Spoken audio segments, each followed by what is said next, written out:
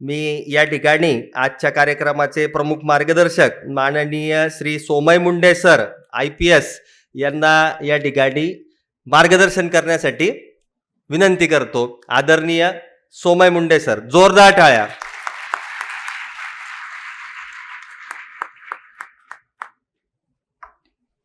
मंचावर उपस्थित माननीय श्री संतोषजी मानकोसकर सर, मंचावर उपस्थित प्रवीण पवार साहेब,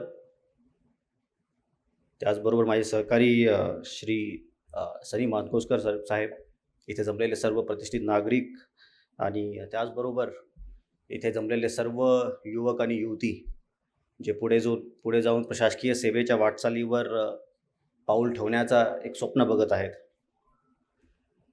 ज्यावेळेस मी IIT मधून ग्रॅज्युएट झालो होतो 2013मध्ये, त्यावेळेस असा काही विचार नव्हता की कधी प्रशासकीय सेवेमध्ये मी रुजू होईल किंवा कधी असं स्वप्न खरं बघितल्या प्रशासकीय सेवेचं असं जास्त पाहिलं नव्हतं. मिलिटरी स्कूल्स आणि सैनिक स्कूलमध्ये माझं शिक्षण झालेलं आहे. सातारा सैनिक स्कूलमध्ये मी होतो. त्यानंतर मग राष्ट्रीय इंडियन मिलिटरी कॉलेज नावाचं एक स्कूल आहे देहरादूनला, तिथं मी होतो. त्यावेळेस एक स्वप्न होतं की एक युनिफॉर्म आपण घालायला पाहिजे. अनफॉर्च्युनेटली आयसाईटमुळे मी एअरफोर्स आणि नेव्ही या 2 सर्व्हिसेसमधून अनफिट झालो होतो आणि त्यावेळेस मग मी डिसाईड केलं की आर्म फोर्सेसमध्ये जाणं काही जमणार नाही आहे. त्या अनुषंगाने मग इंजिनिअरिंग सुरू केलं आणि शेवटी ज्यावेळेस कॉर्पोरेट लाईफ जवळून बघितली त्यावेळेस मग कळालं की प्रशासकीय सेवेमध्ये जायला पाहिजे, कारण आपल्या समाजासाठी काहीतरी करणं गरजेचं आहे. त्यावेळेस कोचिंग कुठून करायची, कशाप्रकारे अभ्यास करायचा हा एक फार मोठा संभ्रम होता, जो नक्कीच तुमच्यापैकी सर्वांना इथं असणार आहे की कशाप्रकारे अभ्यास करायला पाहिजे, कशाप्रकारे कोचिंग घ्यायला पाहिजे, काय सब्जेक्ट घ्यायला पाहिजेत, कुठून सुरुवात करायला पाहिजे. हे फार मोठे प्रश्न एका विद्यार्थ्याला असतात. एक्झाम ज्यावेळेस बघतो आपण, परीक्षा ज्यावेळेस बघतो, त्याचबरोबर कॉम्पिटिशन ज्यावेळेस बघतो त्यावेळेस खरंच अवघड वाटतं. आमच्या वेळेस आय थिंक 9 लाख मुलं बसले होते एक्झामसाठी. त्यापैकी 16,000 मुलांनी प्रिलिम्स क्लिअर केली होती, 3,000 मुलांनी इंटरव्ह्यूसाठी आले होते. त्यापैकी 1,000 मुलं फक्त सिलेक्ट होतात आणि त्यापैकी साधारणतः पहिले 500 IAS किंवा IPSमध्ये रुजू होतात. त्यामुळे जर का आपल्याला आपल्या आवडीची सर्व्हिस पाहिजे, लेट असे IAS IPS असेल, IFS असेल, IRS असेल, तर या टाईपच्या जर का सर्व्हिस पाहिजे तर आपल्याला साधारणतः पहिल्या 500-700मध्ये येणं गरजेचं आहे. रफली 10 लाख कॅन्डिडेटमध्ये ज्यावेळेस आपण गणिताचा विचार करतो त्यावेळेस हे एक इम्पॉसिबल टास्क वाटतं. जर का कोणी मला म्हणलं की बाबा तुला या 2,000 मुलांमध्ये पहिलं यायचं आहे, तर कोणत्याही 2,000 मुलांमध्ये पहिलं येणं हे खरंच अवघड बाब असते. पण ज्यावेळेस मी अभ्यास सुरू केला त्यावेळेस मला कळालं की सिलेबस जो आहे तो फार सोपा आहे. Extremely simple syllabus. आता मी IITची पण एक्झाम क्लिअर केलेली आहे. 2008मध्ये मी IITची एक्झाम क्लिअर केली होती आणि IITचा सिलेबस जो आहे तो खरंच अवघड आहे. आता ज्यांनी IIT मेन्स दिली असेल, ॲडव्हान्स दिली असेल, त्या आमच्या वेळेस AIEEE आणि IIT JEE असायची आणि त्यावेळेस मार्गदर्शन पण आम्हाला एवढं नव्हतं कशाप्रकारे IIT क्लिअर करायला पाहिजे, काय पुस्तकाचं असं असतात. तर ज्यावेळेस सिलेबस त्यावेळेस आम्ही बघितला त्यावेळेस खरंच अवघड सिलेबस असायचा IITचा. आत्ता पण अवघड आहे, परीक्षा अवघड आहे, प्रश्न फार अवघड येतात. तसा भाग UPSC किंवा MPSCमध्ये नाही आहे. सिलेबस जो आहे तो फार सोपा आहे, प्रश्न जे असतात ते फार सोपे असतात, सरळ सरळ प्रश्न विचारले जातात. पण कॉम्पिटिशन भयानक आहे. त्यामुळे the margin of error is very very small. माझे काही बॅचमेट्स आहेत जे माझ्याहून हुशार होते, माझ्या एवढेच कॅपेबल होते, माझ्याहून जास्त अनुभवी होते. आता मानकोसकर साहेबांनीच जे मार्गदर्शन आहेत नेक्स्ट सेशनमध्ये, सनी मानकोसकर यांनी अनेक वेळेस इंटरव्ह्यू क्लिअर केलेले आहेत. तर बेसिकली कुठेतरी 0.001% जरी आपण कमी राहिलो किंवा लक फॅक्टर कधी कधी आपल्यासोबत नसलं तर सिलेक्शन होत नाही. त्यामुळं असं नाही आहे की एखादा विशिष्ट बुद्धिमत्तेचाच माणूस ही एक्झाम क्लिअर करू शकतो किंवा एखाद्या विशिष्ट पुस्तकं घेऊनच हे एक्झाम क्लिअर करू शकतो किंवा अनेक वेळेस हा संभ्रम असतो की आपल्याला जर लेटेस्ट एक्झाम क्लिअर करायची आहे तर दिल्लीला जाणं गरजेचं आहे का, पुण्याला जाणं गरजेचं आहे का, तिथं जाऊन राहणं गरजेचं आहे का.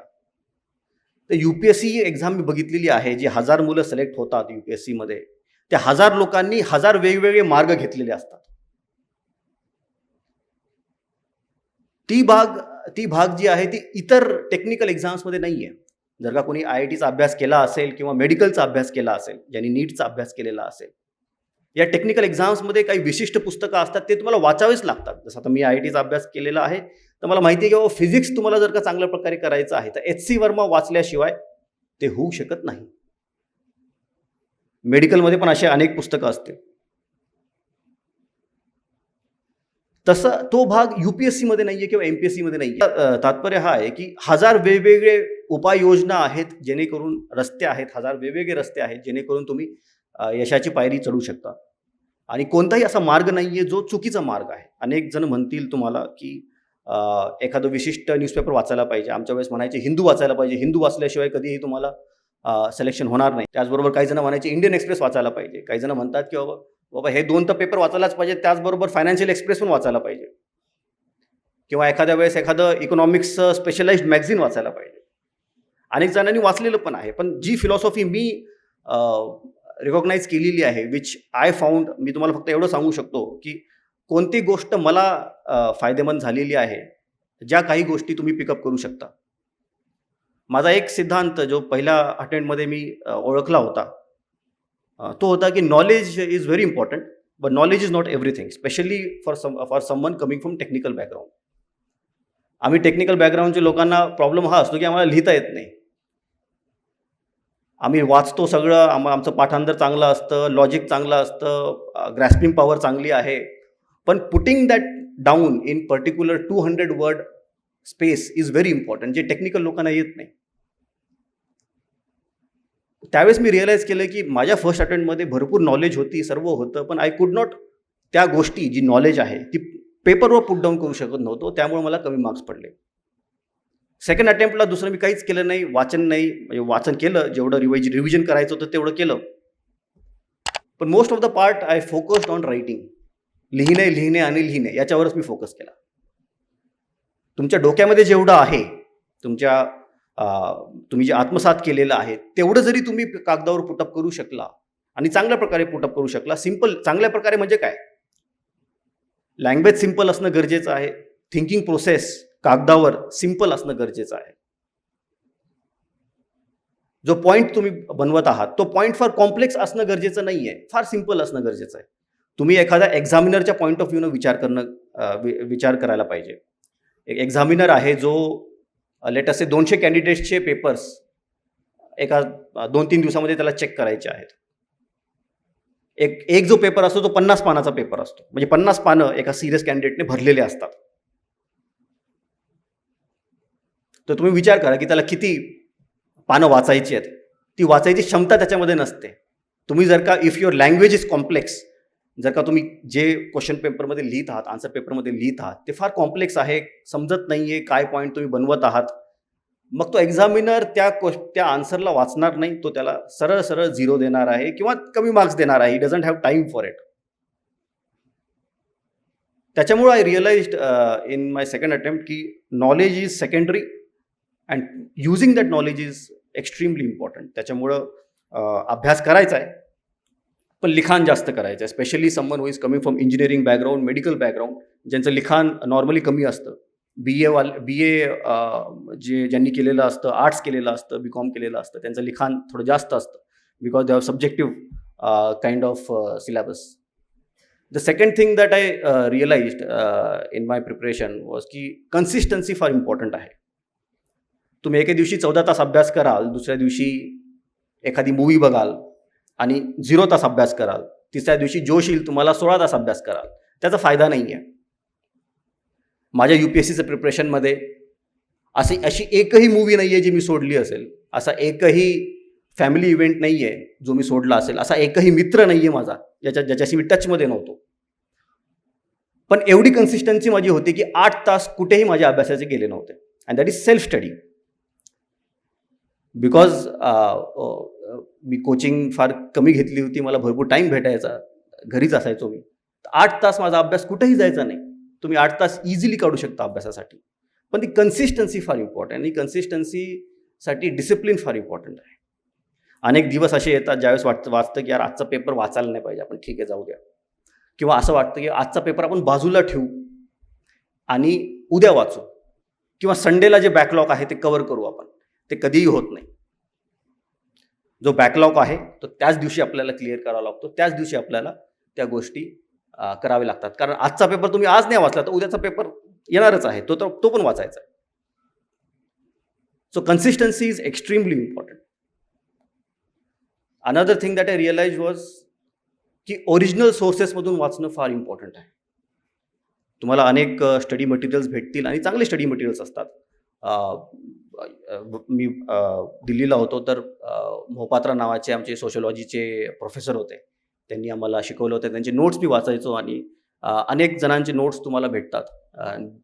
पुण्याला पण भेटतील, दिल्लीला पण भेटतील. पण नोट्स जो आहे तो त्या माणसाचा सारांश एखाद्या ओरिजिनल पुस्तकातून काढलेला असतो. तो त्या माणसाचा सारांश असतो. त्याला जे इम्पॉर्टंट वाटलं तो त्यानं काढलेला असतो. मला फायदा याचा राहिलेला आहे ज्यावेळेस मी ओरिजिनल पुस्तकातून अभ्यास केलेला आहे. त्यामुळे ओरिजिनल पुस्तकांकडे जाणं गरजेचं आहे. लेट अस से तुम्ही कॉन्स्टिट्यूशन वाचत आहात. कॉन्स्टिट्यूशन तुम्हाला वाचायचं आहे तर तुम्ही डायरेक्टली कॉन्स्टिट्यूशन उचलून नाही वाचू शकणार आहेत. नक्कीच तुम्हाला काहीतरी रेफरन्स मटेरियल लागेल, लक्ष्मीकांत लागेल. पण नुसतं लक्ष्मीकांत वाचून जमणार नाही. लक्ष्मीकांत आणि बाजूला कॉन्स्टिट्यूशनचा ओरिजिनल टेक्स्ट पण असणं गरजेचं आहे, जेणेकरून ॲक्च्युली कॉन्स्टिट्यूशनमध्ये काय लिहिलेलं आहे, काय वाक्यरचना आहे. शब्दांचा जो खेळ आहे कॉन्स्टिट्यूशनमध्ये आणि अनेक असे शब्द आहेत जे फार इम्पॉर्टंट आहेत, जे फार क्रिटिकल रोल एखाद्या वाक्यामध्ये प्ले करतात. त्यांचा काय उद्देश आहे ते ज्यावेळेस तुम्ही कॉन्स्टिट्यूशनचा ओरिजिनल टेक्स्ट वाचाल त्यावेळेस तुम्हाला कळेल. त्याचा सारांश जो आहे नक्कीच लक्ष्मीकांत सारख्या मी एक्झाम्पल म्हणून देत आहे. लक्ष्मीकांत या ऑथरने त्यांच्या पुस्तकात काढलेलाच आहे. पण महत्त्वाचं हे आहे की ज्यावेळेस तुम्ही ओरिजिनल टेक्स्ट वाचता त्यावेळेस सारांश तुम्ही स्वतः बनवता, स्वतः त्याला आत्मसात करण्याचा प्रयत्न करता, स्वतः त्याला इम्बाईब करण्याचा प्रयत्न करता, जेणेकरून तुमच्यामध्ये ते फिट बसतं. Another important thing that I understood while my preparation was की 1000 पुस्तकं एकदा वाचायची नाही, एक पुस्तक 1000 वेळेस वाचायचं. आणि हे फार महत्त्वाचा सिद्धांत आहे. ज्यावेळेस एखादं पुस्तक, अनेक वेळेस लोक म्हणतात की कॉम्पिटिशनमध्ये मित्रमंडळी म्हणते की मी इकॉनॉमिक्ससाठी हे पुस्तक वाचलं, तुम्ही काहीतरी वेगळं पुस्तक वाचलेलं असतं. मग असं वाटतं आपल्याला की बाबा आपण काही मिस आउट करू नये, आपण ते पुस्तक वाचायला जातो. तिसरं म्हणतं की बाबा ह्याचे नोट्स चांगले आलेले आहेत, ते नोट्स आपण वाचायला पाहिजेत. किंवा एखादं म्हणतं की बाबा हे टॉपिक आहे, याच्यावर विशिष्ट पुस्तक हे वाचायला पाहिजे. त्यामुळं होतं काय की we try to source our knowledge from multiple books, multiple references, आणि काहीही कुठेही आपल्या आत्मसात होत नाही. इनिशियली नक्कीच तुम्हाला काही सब्जेक्टचे 1-1, 2-2 पुस्तकं वाचावी लागतील इन ऑर्डर टू डिसाईड की कोणतं पुस्तक इम्पॉर्टंट आहे. आणि हे मला फर्स्ट अटेम्प्टमध्ये फार जवळून मी बघितलं. आता इकॉनॉमिक्स आहेत, त्याचे एक मॅक्रो इकॉनॉमिक्स नावाचं एक NCERT येतं, जुनं NCERT आहे. त्यावेळेस मी वाचायचो. I found it to be extremely useful. त्यानंतर बिपिन चंद्राचं इंडियन हिस्ट्री, मॉडर्न इंडियन हिस्ट्रीचं एक NCERT येतं. बिपिन चंद्राचं एक मोठं रेफरन्स बुक पण येतं मॉडर्न इंडियन हिस्ट्रीचं, ज्याच्यामध्ये डिटेलमध्ये इंडियन हिस्ट्री दिलेली आहे. मी हे दोन्ही वाचले आणि हे रिअलाईज केलं की दुसरं जे मोठं पुस्तक आहे त्यामधल्या ज्या कॉम्प्लेक्स इंडियन हिस्ट्रीबाबत ज्या गोष्टी सांगितलेल्या आहेत ते मी 200 वर्डच्या पानावर, 200 वर्ड्सच्या आन्सरमध्ये कधीही पुट डाऊन करू शकणार नाही आहे. त्याच्यामुळे रिअलाईज की NCERT is a very good guide and I should read that again and again. So second अटेम्प्टमध्ये तेच पुस्तकं वाचले मी, नवीन एकही पुस्तक वाचलं नाही, पण तेच पुस्तकं अनेक वेळेस वाचले, जेणेकरून त्या गोष्टी माझ्यामध्ये अजून चांगल्या प्रकारे इन्वाईब होतील.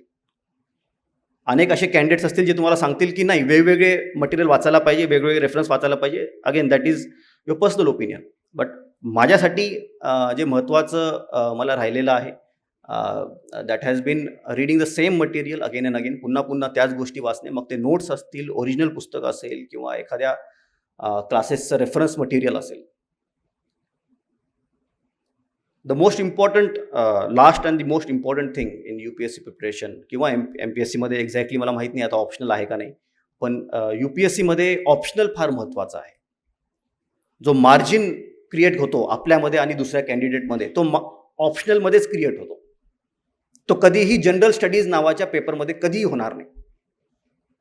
अनेक जण इथं UPSCचा अभ्यास एखाद्या वेळेस बघितला असेल, त्यांनी पेपरची रचना त्यांनी बघितली असेल, तर जनरल स्टडीजचे 4 पेपर असतात, ऑप्शनलचे 2 पेपर असतात. जनरल स्टडीज जे असतात ते फार जनरल असतात, प्रत्येकाला त्या गोष्टी माहिती असतात. जनरल स्टडीज चा जो अभ्यासक्रम असतो तो रफली 12वी पर्यंतचा अभ्यासक्रम असतो, त्याच्याहून जास्त नसतो. त्यामुळं जो डिफरन्स आपल्याला बनवायचा आहे आपल्यामध्ये आणि दुसऱ्या कॅन्डिडेटमध्ये, जनरल स्टडीजमध्ये एवढा बनणार नाही, पण ऑप्शनलमध्ये बनवू शकतो नक्कीच. त्यामुळे ऑप्शनल चूज करणं फार महत्त्वाचं आहे. कशा प्रकारे तुम्ही ऑप्शनल चूज करता, that is an extremely rigorous process. तर मी कशा प्रकारे चूज केला होता, माझं जे इंजिनिअरिंग झालेलं आहे ते केमिकल इंजिनिअरिंग झालेलं आहे IIT बॉम्बेमधून. केमिकल इंजिनिअरिंग हा एक ऑप्शनल नाही आहे अनफॉर्च्युनेटली UPSCच्या ऑप्शनलच्या लिस्टमध्ये. त्यामुळं आय हॅड टू चूज एखादा दुसरा सब्जेक्ट मला घ्यावा लागला. मग दुसरा सब्जेक्ट घ्यायचा तर कोणता घ्यायचा? काही जण म्हणतात पॉलिटिकल सायन्स घ्यायचा, काही जण म्हणतात सोशोलॉजी घ्यायचा, काही जण म्हणतात सायकोलॉजी घ्यायचा, काही जण म्हणतील फिलॉसॉफी घ्या, काही जण म्हणतील जॉग्रफी घ्या. सरांचा जॉग्रफी होता ऑप्शनल. तर कशा प्रकारे डिसाईड करणार कोणता ऑप्शनल घ्यायचा? माहीत तर कशाबाबतच काहीच नाही आहे. तर the method that I devise was की मी 11वीचे या सर्व सब्जेक्टचे पुस्तकं घेतले आणि वाचायला सुरुवात केली. पहिल्यांदा मी पॉलिटिकल सायन्स घेतलं, 11वीचं पुस्तक वाचलं.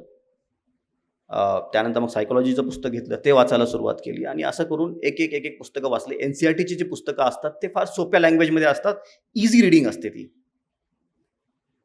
ते वाचल्यानंतर आय रिअलाइज की सोशोलॉजी हा एक सब्जेक्ट आहे जो माझ्या मेंटल स्टेटसला मॅच करतो, ज्याच्यामध्ये मी इन डेप्थ स्टडी करू शकतो.